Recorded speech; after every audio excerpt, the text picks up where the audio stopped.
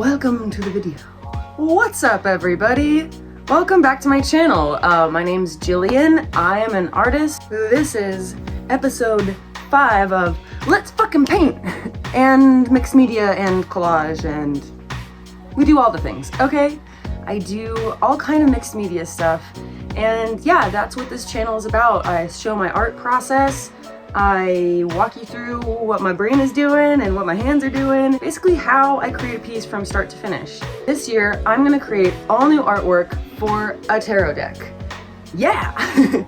It's gonna be a mega 7-suit, 133 card deck. Last time we did this fine one, this is the Hierophant. If you didn't check out that video, go check it out. I think there's gonna be a card somewhere. This was a really cool one. I also did this one right before that. And I've also done the Magician and maybe one other one that I'm not really sure how to incorporate into the deck as of yet. But we're jumping a little bit back from the Hierophant this time, and we're gonna do the High Priestess. Oh boy, oh man, this is a good one. I say that because I've already finished it, and you're gonna see this same me once we're done with the piece. But the last couple of videos, we've been in this dark, dreamy dream state situation with this black backgrounds, butterflies, subconscious mind, and you know what? The High Priestess is very much the same, but this one, let me tell ya, she is colorful, she is wild. So stick around and I'll show you what I do. The approach. So the card that we're going to be working on this week is, drumroll please, the High Priestess. The High Priestess, everybody. When I was thinking about this card, there was no way that it was gonna not be like really trippy. In the traditional High Priestess card, we see this throned lady with like a special scroll or a book and a crown of like a crescent and a disc, and she's seated between two pillars of dark and light with like a shroud of pomegranates behind her, sort of blocking the layman's entrance or visibility of the subconscious, the rich inner world, so to speak. I love a lot of things about the symbolism of this card, but if it's me, I'm gonna do it my way. I was thinking about other ways other than having two different colored pillars to represent sort of the dark and the light combined into one thing. One obvious one was the yin-yang symbol. Definitely a good one to use. The other one was the checkered floor. I think it's in, what's that movie? That movie, and it's really weird, and it's from like the 60s or 70s. I'll think of it later, it's gonna bug me, but trippy stuff like that to represent sort of the dark and light. I'm gonna include pomegranates. It's fertility and abundance, and those are things that are freely available in the subconscious and in that kind of deep inner world.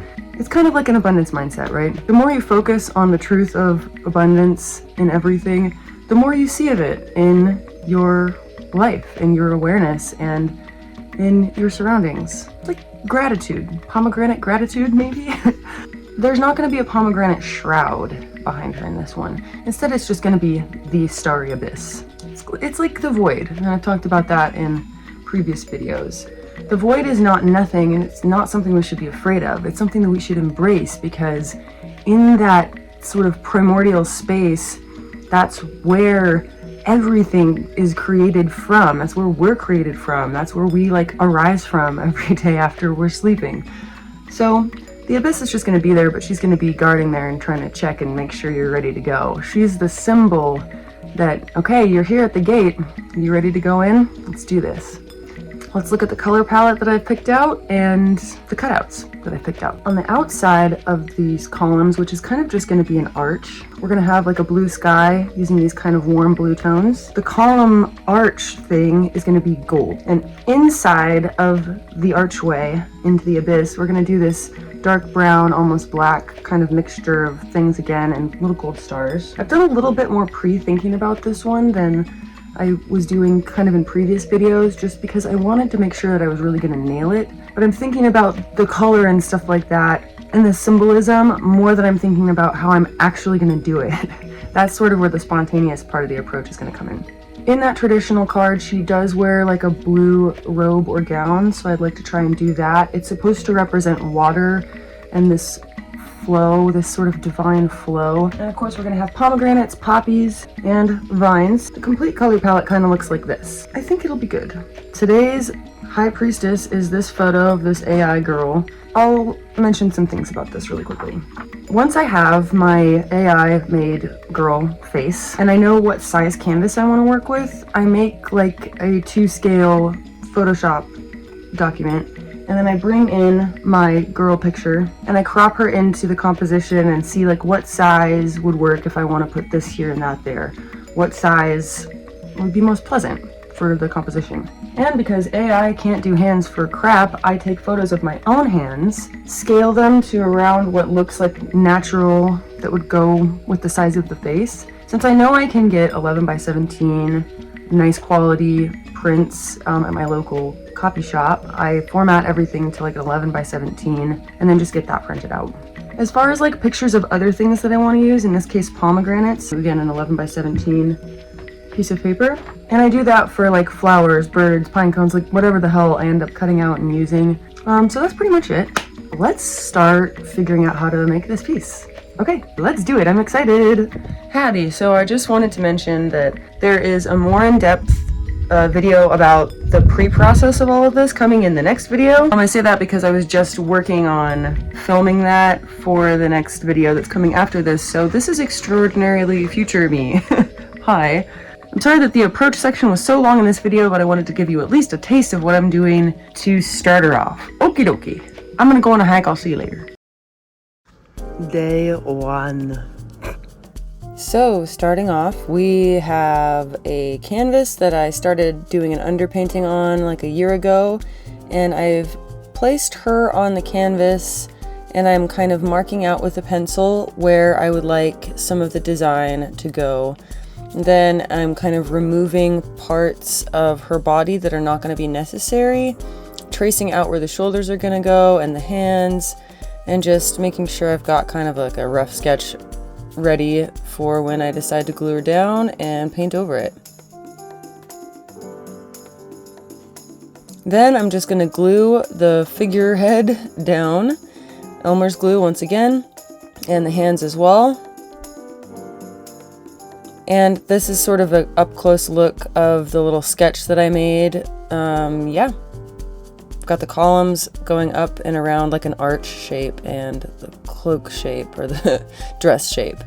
Then I'm filling in the sort of background, which will be like this blue sky type look. And inside of the columnar arch, I'm filling it in with kind of an underpainting of this dark brown color, which I'll then go over a little bit later on.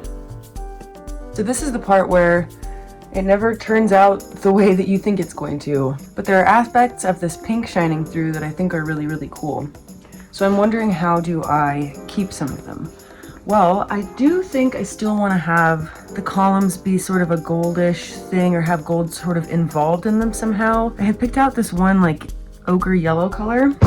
I was thinking about going around around the edges of the pink and creating sort of a blended edge of the ochre yellow that you could also put in some gold perhaps. And then using that kind of ochre yellow and then the gold to sort of make like little, where'd my fucking art history go? The little cornice thingies, is that what they're called? The molded column? I'm embarrassed. It's been years since I thought about them. And yeah, so maybe that. And then I kind of like that the halo around her head is still pink and that this dress is like that. She is sort of supposed to be like a water, like there has to be some sort of water involved, but maybe we can incorporate the blue into the gown and have it sort of becoming more of a thing down at the bottom. So yeah, let's keep trying some shit out. So here I'm using that ochre yellow to sort of outline roughly around the columns. I'm using a lot of waters, so it's very watercolory and sort of blends in with the rest of the columns. And then I'm kind of paint sketching in where I want sort of the definition areas of her robe to sort of lay. Kind of going in with some dark colors, and then I'm going to go in and I don't know, I started adding pink and ochre, and then I added some red, and I wasn't really sure what was going on, but I was trying some stuff out. Then this is where the idea really hit. I started putting in a daisy above her hands that she's going to be holding, and I'll explain a little bit about this symbolism in the next kind of clip, I guess. So cool with the gold. Yeah, it's amazing. This is already turning out way cooler than I thought it was gonna be. So I kind of like the robe pink, maybe just white, I don't really know, but I added in these daisies with like the blue center, kind of in the spirit of this other piece that I did last year, which is like whammo, super psychedelic and really fun, where the blue from the center of the flower is sort of dripping.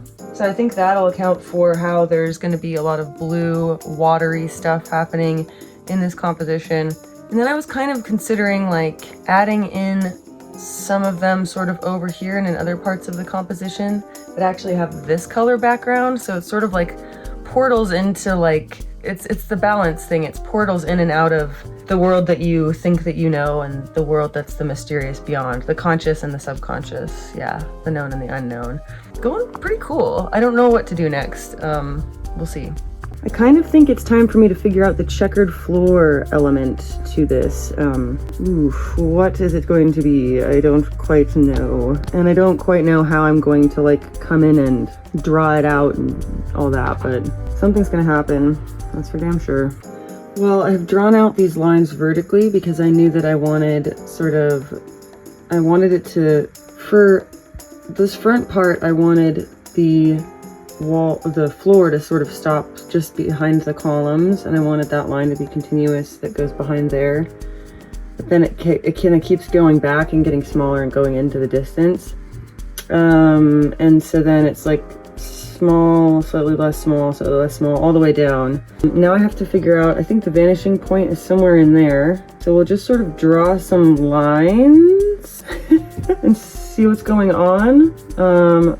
I'm not really sure how this is actually supposed to work. It's just kind of, I'm figuring that out as I go along. Yeah, not at all ashamed to admit that art school was 15 freaking years ago, so I don't remember perspective. Do you? Let's make it up as we go along. I'm kind of drawing lines to align with like the edges of the little columns there. And yeah, just kind of, there's no rhyme or reason to it. I'm just kind of eyeballing it for the most part. And I'm just gonna then try out what I have drawn in. Filling in the red squares first, and then I'm gonna be filling in the lighter colored squares with like a pink color. That was kind of what I originally intended for this piece, to have a red and pink checkerboard floor. Cool looking. Well, I like the checkerboard floor. I don't really like how it ends there on like the outside of the thing. I think I might extend it so that it goes all the way. I don't know. Then, classic me, I started to paint in the blue of her robe thing without remembering to film it, but I didn't end up liking it, so here's why. I think I might have took it too far with the blue. I might just add some pink back into it, sort of make it look like it's an integrated thing. Maybe the blue is just supposed to be sort of at the very edges and the bottom coming up. Don't know. The pink was cool. The blue can be cool too. At least I kept the top part pretty much that way. You know, it's paint, you can always fix it. I guess you can't get what was already there underneath back, but I didn't like the bottom part of it anyway, so. I was running out of daylight, so I basically just decided to go in with that same ochre yellow and do the little cornice bottom thingies. I don't know, it was just sort of illustrative. It didn't have to look like anything or be like perfectly painted as far as I was concerned, and that was pretty much it for day one. I'm gonna call it quits for the day. I need to go eat something, and I didn't eat anything earlier, so I guess we're stopping for the day. Definitely I want to bring back the pink in this bottom part. I kind of like the checker. I think it's pretty creepy. And I like the flowers. I like the drips. I like that I left this column and these other elements, the pink, because I did already want to have pink coming into the composition. So some things I'm going to change tomorrow. Not totally happy with my choices, but I'm happy with the other choices. So yeah, we'll see you guys tomorrow. get into some more weird priestess shit. If you're enjoying this content, please make sure to give it a like and hit subscribe so you can always follow me along my journey into the abyss. Day 2. Check out my dog's perfectly sandwiched paws. Oh my god. Hi-ho, neighboroonies. I'm Cold, and welcome back to day 2 on this piece behind me. I kind of realized some ways that I would like to improve on this cloak, so I think that's where we're gonna start today. Let's do it.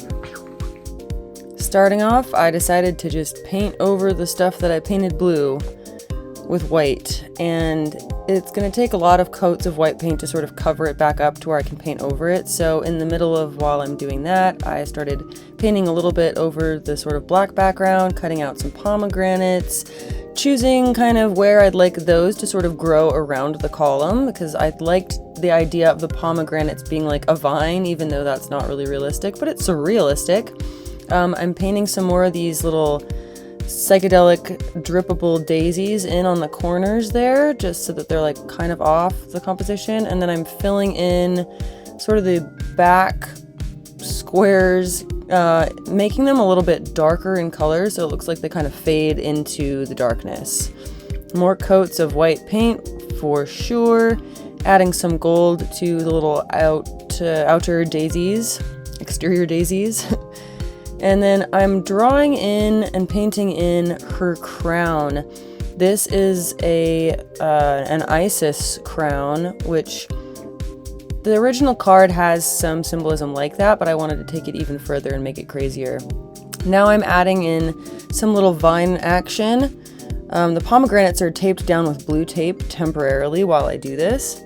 And then kind of going in with one dark green color, and then I'll later go in with a lighter green color, adding some leaves, removing them with the paint, with the tape as I'm doing so I can like replace them afterwards. Yeah, good times, guys. Excellent. A lot of fun doing this little vine action. She's turning out to be super surreal and cool. Super happy with this. I think what I'm gonna do now is repaint this pink and then figure out how these drips are gonna go. I think I also want to put a sun in the top of the sun disc. We also have to glue on the pomegranates, and think of something else that's gonna go on up here in the corners. Where is it? Yep, after the white was fully dried, I went in with a spray bottle and some pinks, oranges, yellows, and just sort of gesturally painted in that stuff, adding darker orange and lighter pinks in just for some highlights and lowlights. Then I started making the big old drips for the flower. This is where I think the piece really, really pops. Huge, big fat ones at the bottom, little dots through the middle. And yeah, this is where it makes it really, really extra special.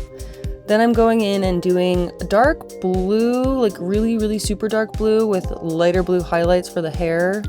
And down at the bottom here, it's kind of lighter, so you can't really see that. Unfortunately, I didn't do a great job of filming it, but it adds extra dimension to the piece, and I freaking love it. Yeah.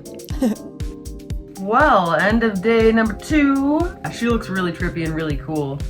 I wasn't sure yesterday about how much I liked this checkered floor. I thought maybe the checks were too big, but you know what? I think it's pretty cool looking. I'm really glad that I did leave the underpainting for the arch. It looks fantastic. And I'm happy with, I think, how I resolved this cloak. These big bodacious drips coming down from this flower gives it that very watery feeling to it. I'm thinking about taking the water drops and sort of extending them out so that it creates this kind of weird puddle just in the very bottom of this part right here. This is really, really unusual and pretty much unlike anything I've ever made. So definitely still need to glue these pomegranates down. I want to add some poppies as well. And I feel like something else sort of needs to be happening up here. Maybe this kind of comes up. One other thing, of course, that I want to do is probably add a couple little blue dots on her eyes. And then I think in this sun disk, this is like the Egyptian goddess Isis has this sort of sun disk above her head. And this also kind of to a degree appears in the High Priestess card, except for it's not like colored like that. It's just sort of a moon crown with like a crescent or something like that. It's very underworldy, and I might want to actually just add in, I don't know, maybe another one of these crazy flowers into there, or a sun with a blue center. Don't know. We shall see, people, but I really am enjoying this piece. So I guess we're going to see y'all tomorrow. Bye. Day 3.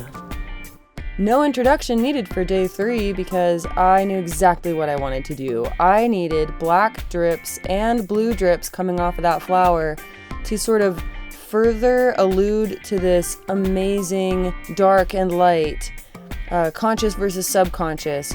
We're having black and blue drips. We're having dark red and pink paint, you know?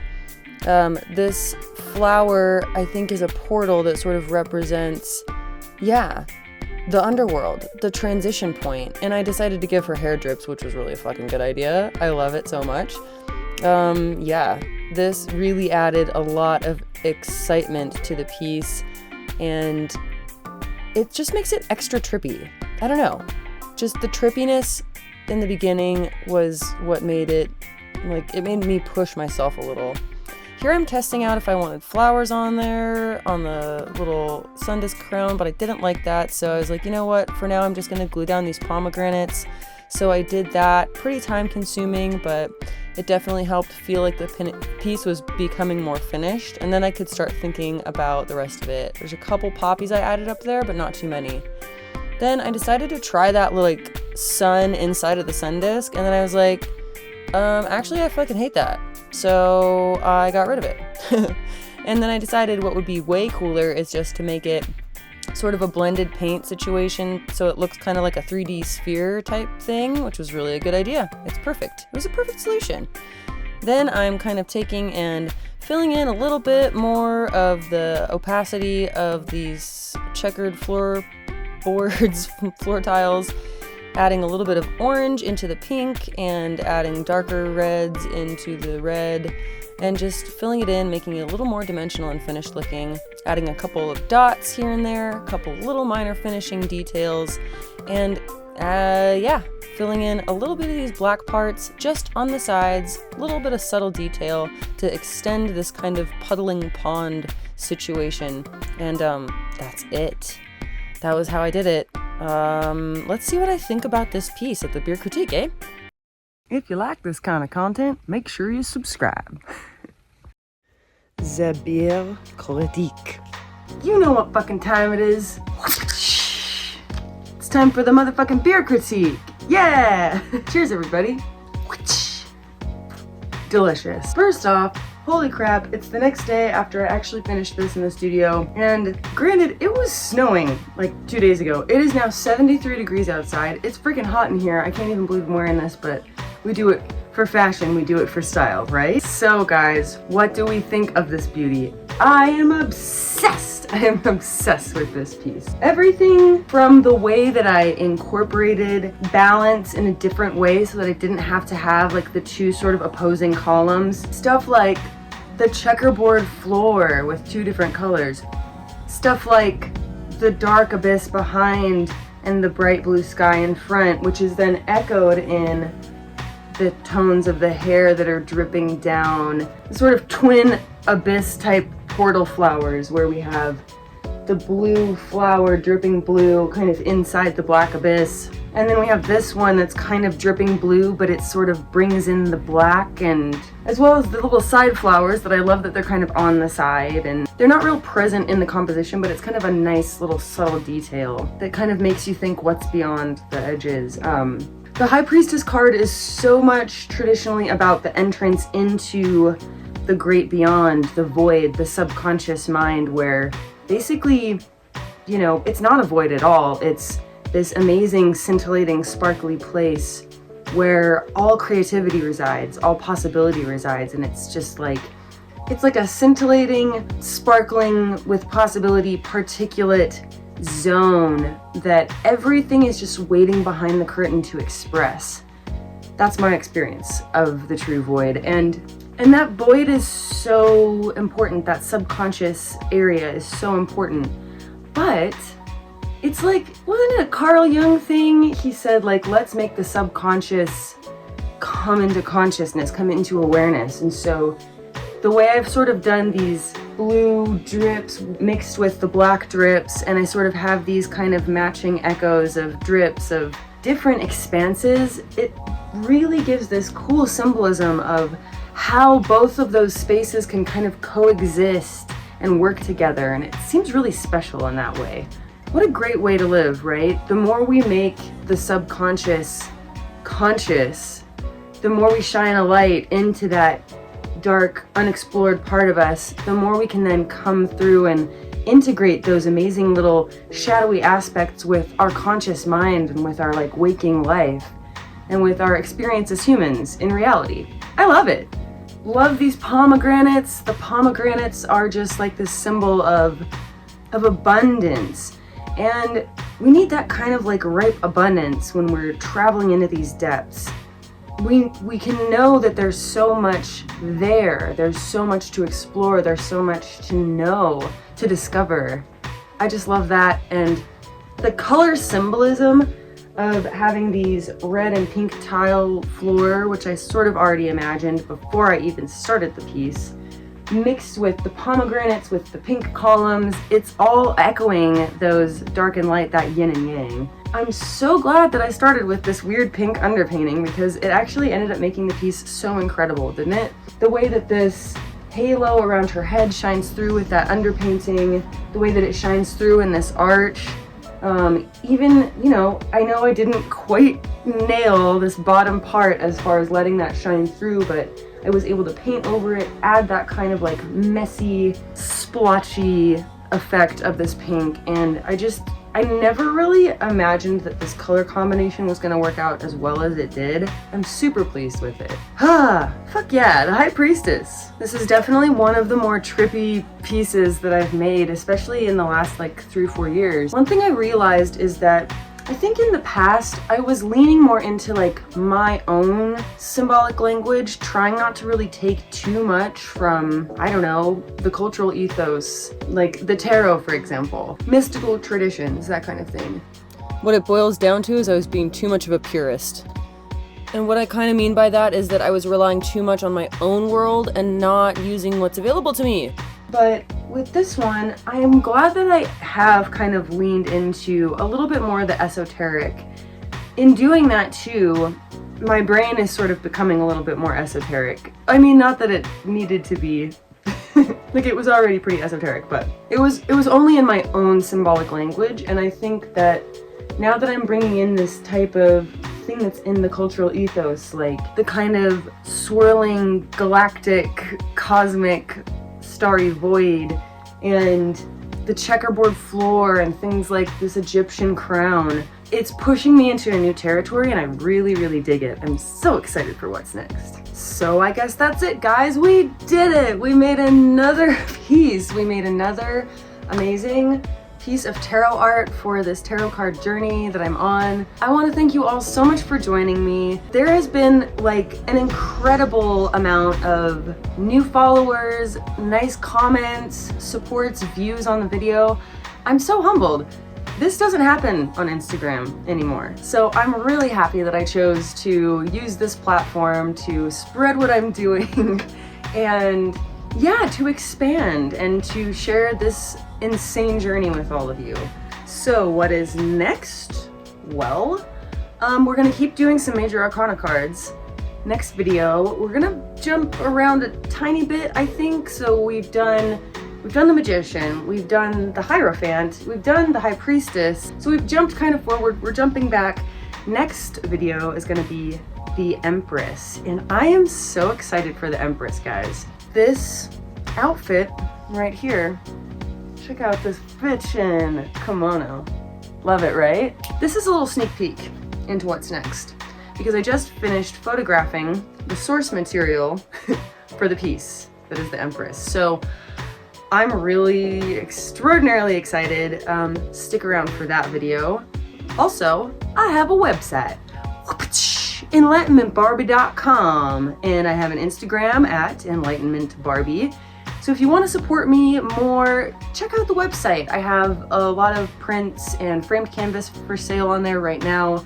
I also have a number of journals, and in the very near future, we're gonna make all these artworks that we've been working on in these videos, as well as the ones in future videos, available as prints, as journals, as like tarot posters, and of course, eventually there will be this tarot deck.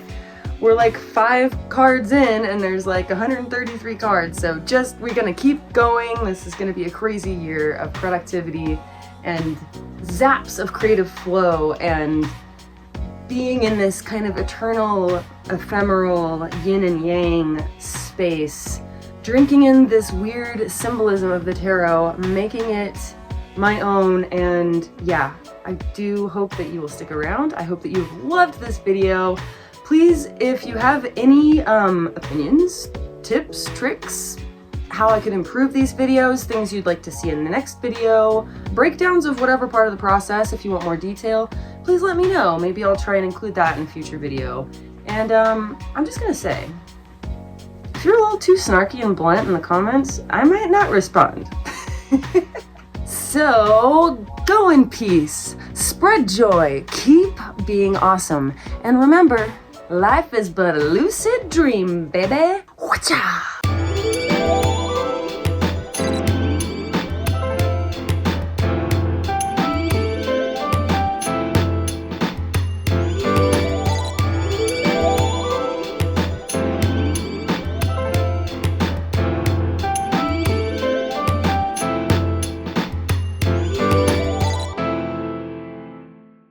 If you like this kind of content, make sure you subscribe.